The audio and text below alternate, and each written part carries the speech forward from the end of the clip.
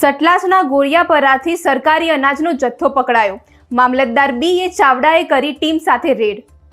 ગઈકાલે સતલાસણા મામલતદાર બી.એ. ચાવડાએ ટીમ સાથે સતલાસણાના ગોળિયાપરા વિસ્તારમાં રામાભાઈ વાઘેલાના ઘર ઉપર રેડ કરીને સરકારી અનાજનો મોટો જથ્થો પકડી પાડ્યો હતો.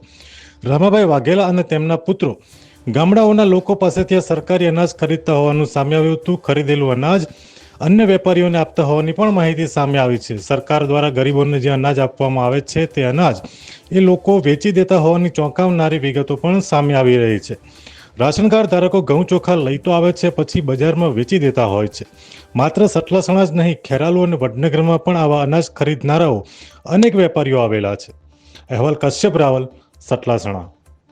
અમે તમને આપીશું પળે-પળના સમાચાર. જો તમે અમારા નિર્ભય માર્ગ ન્યૂઝ ચેનલને સબસ્ક્રાઇબ કર્યું નથી તો અત્યારે જ નીચે આપેલા આઇકોન બટન પર ક્લિક કરીને સબસ્ક્રાઇબ કરો અને શેર કરવાનું ભૂલશો નહીં.